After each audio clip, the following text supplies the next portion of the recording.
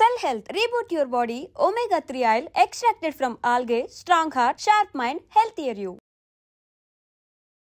ప్రముఖ dietitian and nutritionist Abitha Chilukuri గారు. అబితా గారు నమస్తే అండి. నమస్తే. సో ఇడ్లీ అంటే ఇడ్లీ అందరూ చిన్నపిల్లలకు కూడా మనం ఫుడ్ స్టార్ట్ చేస్తానే ఇడ్లీతోనే స్టార్ట్ చేస్తాము. సో ఇడ్లీ మంచిది, స్టీమ్డ్ ఫుడ్, దాంట్లో ఏమి ఇంకా మనము ఫ్రై చేయము అట్లాంటివి ఉంటాయి కాబట్టి ఇడ్లీ మంచిదని చెప్తూ ఉంటారు. సో అయితే ఇడ్లీతో పాటు రకరకాల చట్నీలు లేదా సాంబారు ఇలా తీసుకుంటూ ఉంటారు.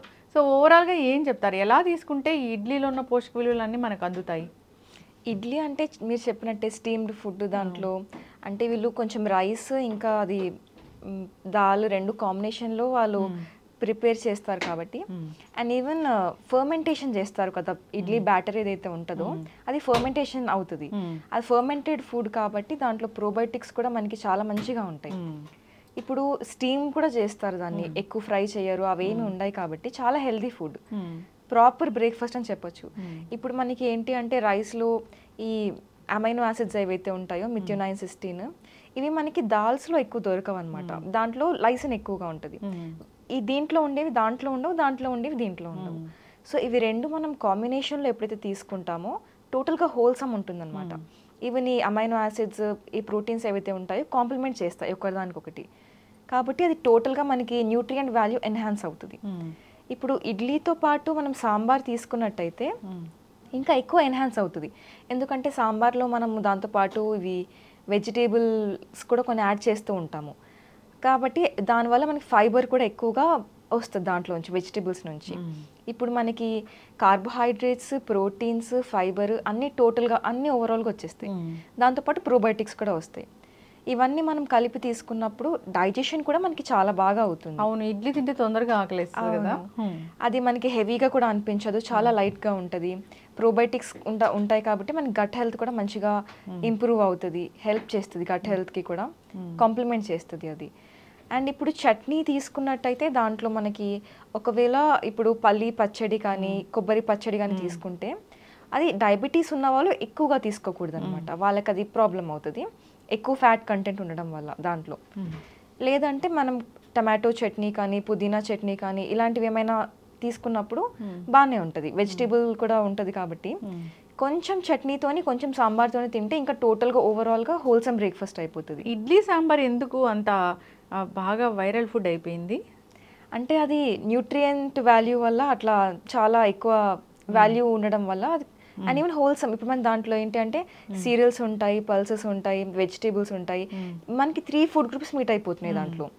మనకి మెయిన్గా ఎప్పుడు కాన్సన్ట్రేషన్ డైట్లో ఎలా ఉంటుంది అంటే ఎవ్రీ మీల్లో మనకి అట్లీస్ట్ ఒక 3 ఫుడ్ గ్రూప్స్ అయినా మీట్ అవ్వాలి అన్నట్టుగా చూస్తూ ఉంటాము. దీంట్లో ఆటోమేటిక్గా ఇడ్లీ సాంబార్ రెండు కలిపి తీసుకున్నప్పుడు మీట్ అయిపోతుంది. It's a very healthy choice for breakfast.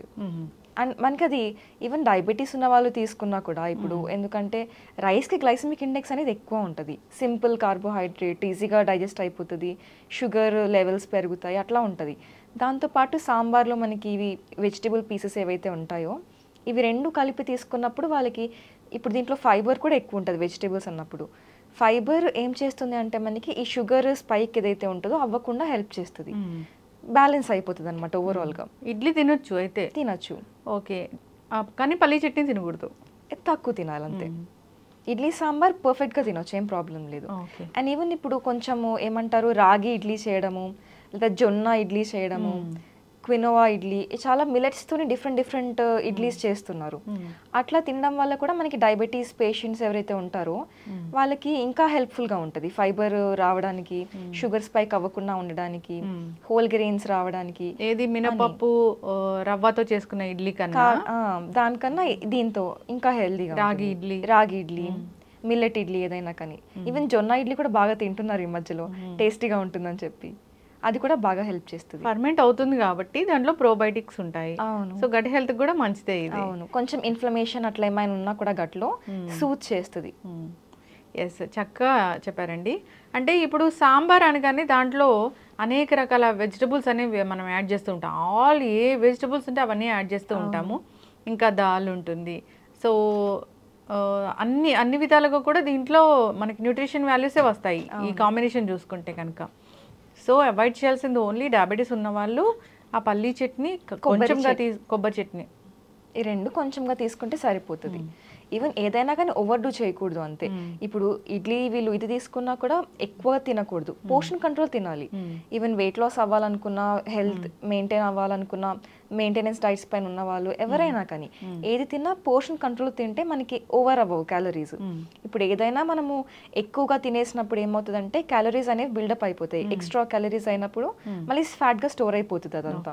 ఇప్పుడు దోశ వర్సెస్ ఇడ్లీ చూస్తే ఇడ్లీయే మంచిదా? అంటే ఇప్పుడు దోశ కూడా మంచిదే, దాన్ని కూడా ఫర్మెంట్ చేస్తాము. కానీ ఆయిల్ ఎక్కువ వేసి చేయడం వల్ల దానివల్ల ప్రిపరేషన్ ఏదైతే ఉంటుందో కొంచెం అన్హెల్దీ అవుతుంది, ఎక్కువ ఫ్యాట్ కంటెంట్ అట్లా అవుతుంది అనమాట. ఈవెన్ మీరు దోశ తిన్నా కూడా దోశతో పాటు కాంబినేషన్లో 1 ఇడ్లీ కానీ కొంచెం దోశ కొంచెం ఇడ్లీ ఇట్లా కాంబినేషన్లో తింటే మనకి బ్యాలెన్స్ అయిపోతుంది రెండు, ఏం ప్రాబ్లం ఉండదు.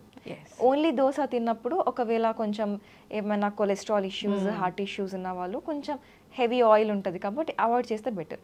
లేదు ఆయిల్ లేకుండా దోశ చేసుకుంటామంటే ఇంకా బెటర్, సో ఏం ప్రాబ్లం ఉండదు. ఇప్పుడు చాలా మంది ఇప్పుడు ఒక ఇడ్లీ ఒక వడ ఇలా కాంబినేషన్గా తీసుకుంటూ ఉంటారు. సో అప్పుడు ఏమైనా క్యాలరీస్ పెరిగే అవకాశం ఉంటుందా? ఇప్పుడు వడ కూడా మనకి వడ అయితే కంపల్సరీ ఆయిల్ అవాయిడ్ చేయలేము కాబట్టి అది డీప్ ఫ్రైడ్ ఆయిల్లో ఉంటుంది కాబట్టి దానికి చాలా ఎక్కువ క్యాలరీ డెన్స్ అయిపోతుంది. అది తినడం వల్ల కొలెస్ట్రాల్ ఇవన్నీ కొంచెం ట్రిగర్ అవుతాయి. అట్లా అవ్వకుండా మనం ఇది ఇడ్లీతోని కాంబినేషన్లో పేర్ చేసుకున్నప్పుడు ఫైబర్ ఉంటుంది కదా సాంబార్ తిన్నప్పుడు, ఆ ఫైబర్ కంటెంట్ ఏదైతే ఉంటుందో మనకి ఈ కొలెస్ట్రాల్ని బయటికి ఎలిమినేట్ చేయడానికి హెల్ప్ చేస్తుంది, బ్యాలెన్స్లో ఉంటుంది అది. ఓకే, సో చూస్తే కనుక ఇప్పుడు చెప్పిన దాన్ని బట్టి ఇడ్లీలో అనేక రకాల ఆరోగ్య లాభాలే ఉన్నాయి. ఇడ్లీ తీసుకుంటే కనుక దాంట్లో ప్రోబయోటిక్స్ ఉంటాయి కాబట్టి మన గట్ హెల్త్కి బాగా పనిచేస్తుంది. అంతేకాదు న్యూట్రిషన్ వాల్యూస్లో పరంగా చూస్తే కూడా ఇడ్లీ మంచిది. ఇడ్లీ విత్ సాంబార్ ఇంకా మంచిది. సో పల్లీలు అంటే కూడా పల్లీల్లో కూడా మనకి ఆరోగ్య లాభాలను చేకూర్చే అన్ని రకాల విటమిన్స్ అవన్నీ ఉంటాయి, గుడ్ ఫ్యాట్స్ కూడా బాగుంటాయి. అట్లా అయినా తీసుకోవచ్చు, ఎవరైనా తీసుకోవచ్చు. కాకపోతే క్వాంటిటీ కూడా మనం చూసుకోవాలి. చాలామంది ఒక 12 ఇడ్లీలు తినే వాళ్ళు కూడా ఉంటారు, బాగున్నాయి కదా, టేస్ట్ బాగుంటుంది తినేస్తారు. అంటే ఇప్పుడు రైస్తోని ఇడ్లీ చేసుకుంటే కనుక అది పోర్షన్స్ ఏమైనా చెప్తారా? అంటే అది చాలా మంది డిఫరెంట్ పోర్షన్స్లో చేస్తూ ఉంటారు. అది పెద్దగా మ్యాటర్ ఏం అవ్వదు పోర్షన్స్, కానీ మనం ఎన్ని కన్జ్యూమ్ చేస్తున్నాం అనేది మ్యాటర్ అవుతుంది. ఎన్ని ఇడ్లీస్ కన్జ్యూమ్ చేస్తున్నామని. 2 ఇడ్లీస్ అంటే పెద్దగా ఉంటే 2 ఇడ్లీస్ కన్జ్యూమ్ చేయొచ్చు, చిన్నగా ఉంటే 3 ఇడ్లీస్ కన్జ్యూమ్ చేయొచ్చు. అంతేగాని ఒక 6 ఇడ్లీస్ 7 ఇడ్లీస్ హెవీ పెద్ద ఇడ్లీలు కూడా మనం చూస్తాం కదా, ఇంత పెద్ద ఇడ్లీస్ చాలా పెద్ద సైజులో ఉంటాయి, అవి కూడా ఎక్కువ తినేస్తూ ఉంటారు. కొంతమంది అయితే ఓన్లీ రైస్తోని ఇడ్లీ చేస్తారు, కొంతమంది మినపప్పు రవ్వ కలిపి చేస్తారు. ఇది మంచిదా? అంటే మినపప్పు దాంతో పాటు రైస్ కొంచెం రవ్వ యాడ్ చేస్తారు కదా, అది టోటల్గా హోల్సమ్ ఉంటుంది, అది బెటర్. Okay, yes. చాలా మంది ఆవిరితోని స్టీమ్ ఇడ్లీ అంటే ఓన్లీ పప్పుతోనే చేస్తారు, అది చాలా బలం రావాలి, ఏదైనా జ్వరాన పడి ఇంటికి వచ్చిన వాళ్ళకి కూడా అలాంటివి ఇస్తూ ఉంటారు. అవును, అది కూడా ఒక ప్రిపరేషన్ ఉంది. ఎస్, చక్కగా చెప్పారండి. ఏదైనా కానీ ఇది అసలు ఎటువంటి అనారోగ్యాలని చేకూర్చే ఫుడ్డే కాదు అసలు. కొలెస్ట్రాల్ పెరగదు, డైజెషన్ అనేది బాగుంటుంది, విటమిన్స్ మినరల్స్ అనేవి అందుతాయి, మంచి గట్ హెల్త్కి ఇది మంచిగా పనిచేస్తుంది. ఎప్పటి నుంచి తెలిసిన ఏన్షియంట్ రెసిపీయే కానీ ఒకసారి తెలుసుకోవాలనిపించింది అసలు ఏమేమి ఉంటాయి దీంట్లో, ఎంత మంచిది అని. చక్కటి ఇన్ఫర్మేషన్ అండి, ధన్యవాదాలు. Thank you.